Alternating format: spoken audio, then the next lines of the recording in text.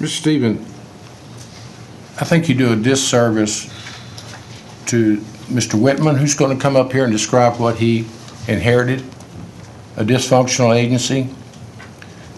I haven't heard you talk about a crisis that we all described in our opening remarks. You talk about transformation, great concept. You actually point out Fort Worth as being one of the success stories with ACH and their transformation.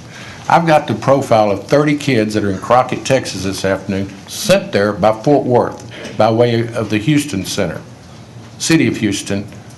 Sovereignty runs the facility there, so they don't have a place for them. The community, that's another great concept. The problem is these kids, the community doesn't want them. You haven't addressed them at all. I have kids here that have been placed 15, 20, and 25 times. Some of them as old as 17. You do a disservice by not painting the accurate picture. Not of a 3- and 4-year-old that the mother stayed out in the beer joint all night and CPS takes a child and places them. I've got 1,700 clients in residential facilities that no one wants. Most of them are in rural Texas, in mobile homes, not seeing professionals, and you sit there and don't paint an accurate picture. And it's a disservice. I could read you the profile, protecting the identity of the youth, but the community's already rejected them. And they're going to graduate out of a Texas residential CPS facility, then they're going to be homeless and end up in TDCJ.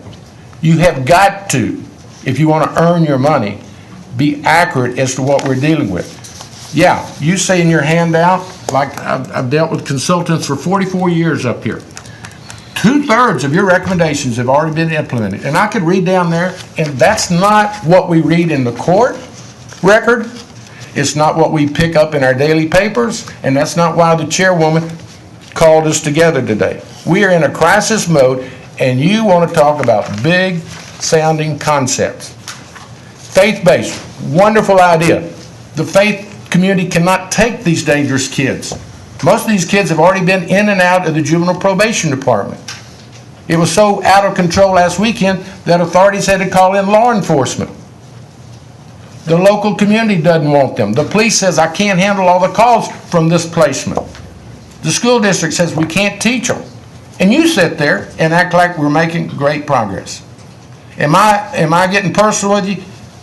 Yeah, because you get paid a lot of money, and you're the source that about half the senators have referred to as the so-called expert. I think, quite frankly, there's been a huge cover-up by this agency, and maybe you've played a role. No one has told this legislature, senators, how bad it is. We got 1,700 kids, most of them in rural Texas. New Ulm, south of Brenham. Go down there, they got the original farmhouse, and then they got 4 mobile homes behind. Boys and girls there. And I had enough common sense to ask about, how do you keep them separated? Well, Senator, they're only together when they're on a basketball court. Well, I'm smarter than that. You know what they're doing in Crockett? A law enforcement agency tells me the chapel is nothing more than a brothel. The vendor says we have no control over these minors. They can have sex. It's consensual. That's our system that we're meeting to describe today. And I think it's been a huge cover-up because they're overwhelmed. And we've got to start over.